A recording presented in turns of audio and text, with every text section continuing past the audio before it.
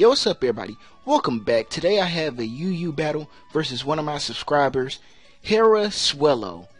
I mean, look at this thing. It's full of threats. I decided not to bring a rapid spinner this time because the only rapid spinner I have for UU is like my freaking Tentacruel, and I felt Tentacruel was being overused. I wanted to make a team that didn't have to rely on a rapid spinner, so I didn't bring a rapid spinner. But out of all times I don't bring a rapid spinner, my opponent brings all the freaking threats that throw up all the hazards on the field, you know.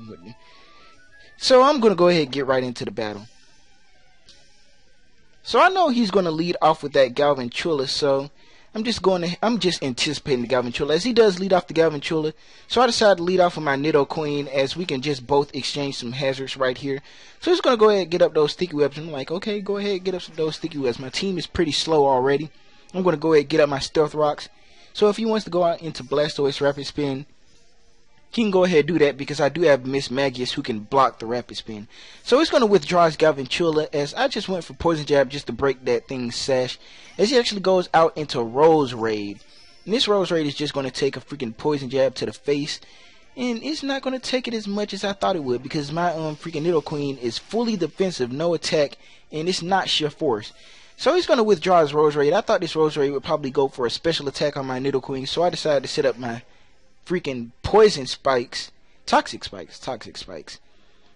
Because if something withdrew to probably take an attack, it'll get poisoned. But this Aggron came out. I forgot all about this Aggron.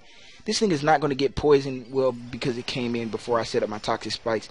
And also because it's Steel type. So this thing is going to Mega Evolve, and I know it's going to set up Stealth Rocks. It's totally going to set up Stealth Rocks. So why wouldn't it set up Stealth Rocks? I don't have a Rapid Spinner.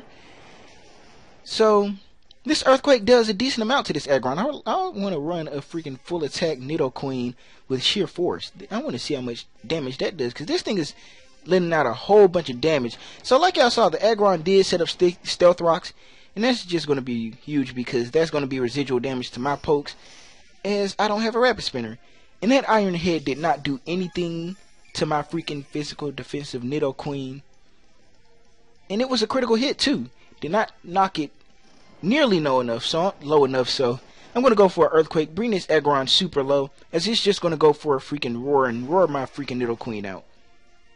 So it's going to roar my Nidoqueen out into my Ampharos, as I didn't see this was as a problem, because I know I could take an Earthquake, and I know this thing doesn't have an Earthquake. I know it has like Iron Head, because it didn't go for Earthquake on my Nidoqueen. So I figure it'd be best just to go for a Volt Switch, because it can take out the Aggron if he wants to switch in a Pokemon. Nothing resisted.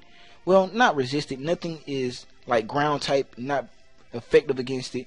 So this Rose Raid does come in. It's going to sweep up these freaking Toxic Spikes, absorb them somehow, and I'm not just going to have some Toxic Spikes on the field. So I'm going to, my Mega Ampharos that just came in is going to Mega Evolve. He's going to turn into a Fabio Mofo right here. Hit this thing with a Volt Switch, and it just barely lives. I thought that Ampharos would be able to take out a freaking Rose Raid with a goddamn Volt Switch. I mean, it has a whole bunch of special attack. So I decided I'm going to go back out into my Nidoqueen.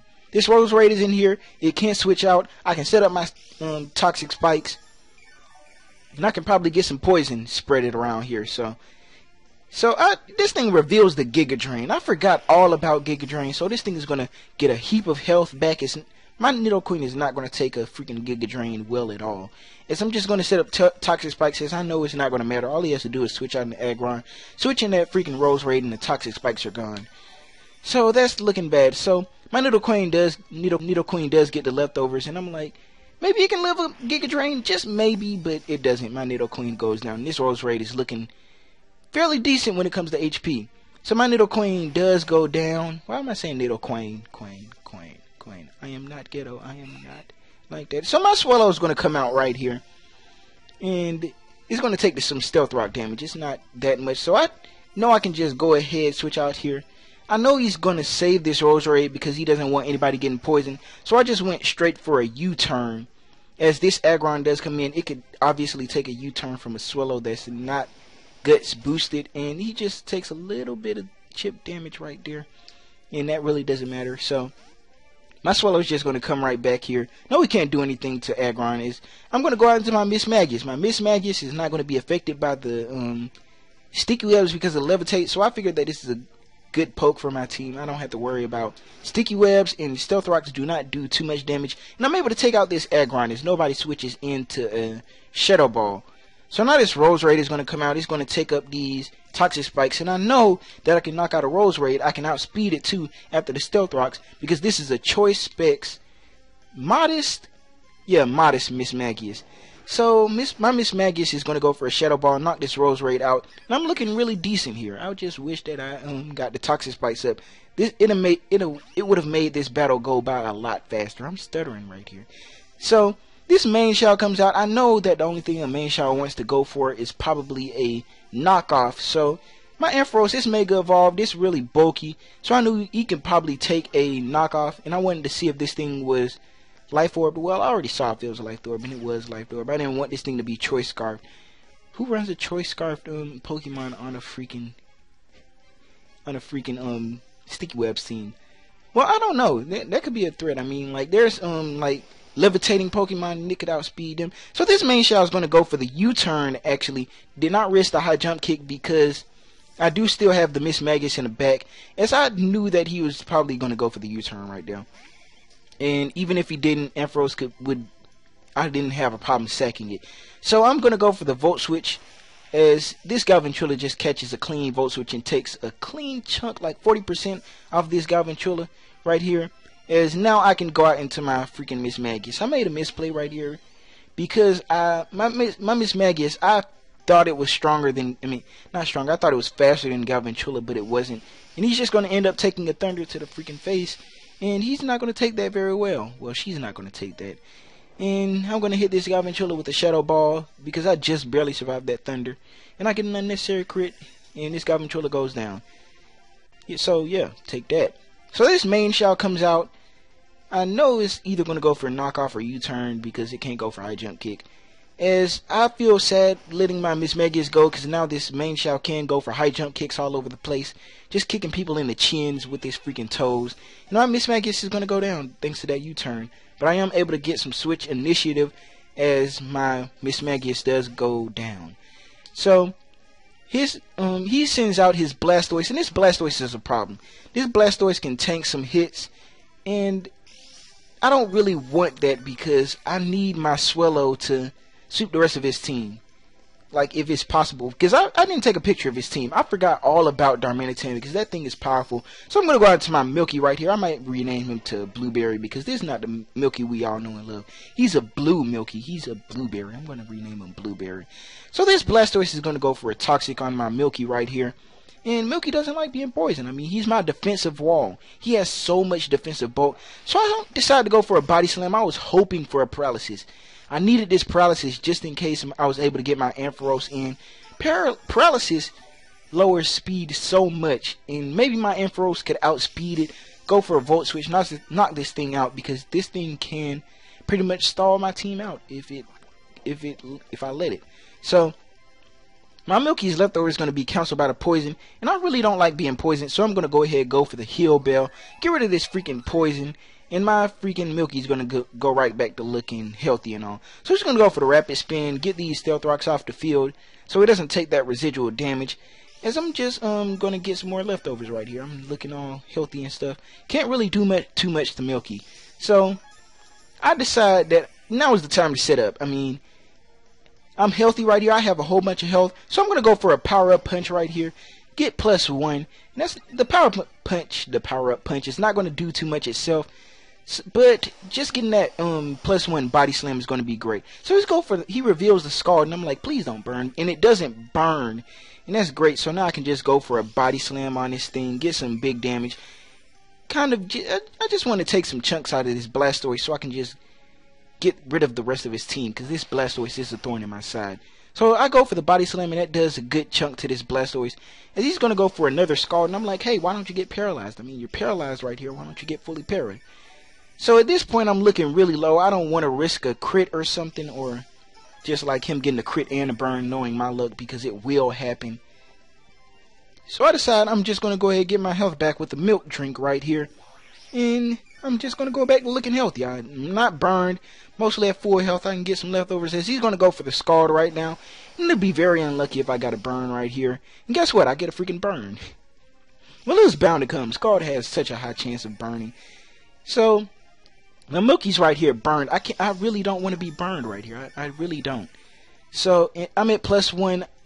With the burn, I'm at -1. So, I really can't do anything about that. So I have to go for the heal bell if I want to do something. So he sends out the Darmanitan, and this is great. I actually calced it, and a Choice Scarf Darmanitan superpower does 57% to fully defensive mill tank, and I was over 57%, so I was looking good right here. Am I over 57%? I'm pretty sure I'm over 57%. So he goes for the superpower. I was pretty sure I would survive, but this freaking destroys my Milky's life right here. And my Milky goes down. That's just sad right here. You don't knock out Milky. Milky is Milky. So my Milky does go down.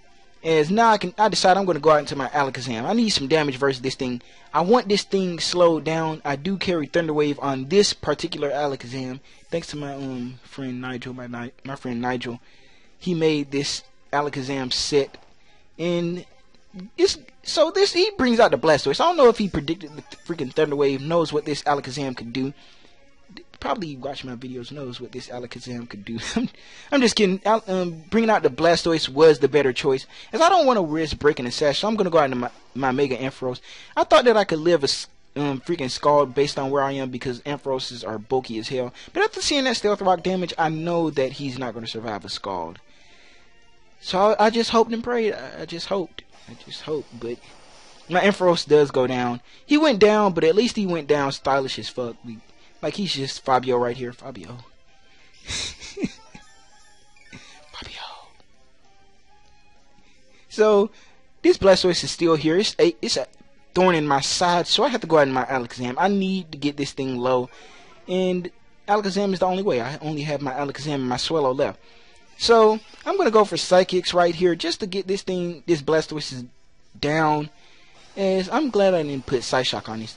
Based on what I've seen, it's probably defensive, I'm not sure. But I'm going for Psychics, and that's doing a decent amount. So I figured that I could just go ahead to hit KO this thing. But he reveals the Protect, so he's going to live one more freaking Psychic right here. And he does get the burn versus my Alakazam, but it doesn't really matter because I have the Magic Guard, as y'all saw already, based on him not taking the freaking Stealth Rock damage. And so I'm just going to keep going for Psychics, and he's going to survive this one thanks to that Protect. He's going to be able to get off another Scald right here. And my Alakazam's looking kind of weak here. He's not going to be doing too much after this Blastoise freaking leaves the field. So all I can do is just go for another Psychic. He decides it's useless just to go for another Protect. Nobody's taking damage. He won't survive another Psychic even with leftovers. And this Blastoise goes down. That's great. So now this Main Shell comes in. This Main Shell right here is another threat. I'm glad that this thing was not Choice Scarf, because that would have been horrible. So my freaking Alakazam goes down. This is my friend Haraswello.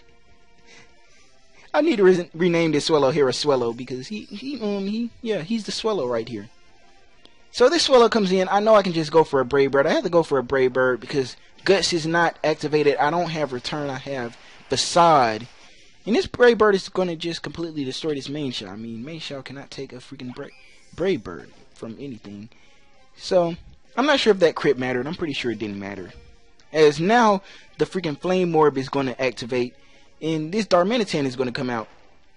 I thought about it, and I knew this thing was not Choice Scarfed. I thought about going for Quick Attack, but I'm like, I know this thing isn't Choice Scarfed. It took out my freaking Mill Tank in one freaking hit when I know it could live superpower. So I just figured it would be best to go for a Facade. As even if I went for Quick Attack, I have to risk a crit. And even then, I'm not sure if a crit would take it out, because this thing is max HP, max attack, as he did reveal to me afterwards. And that freaking Swallow was powerful. I mean, it took out a max HP Darmanitan. That's just power right here. I'm renaming it Haraswello.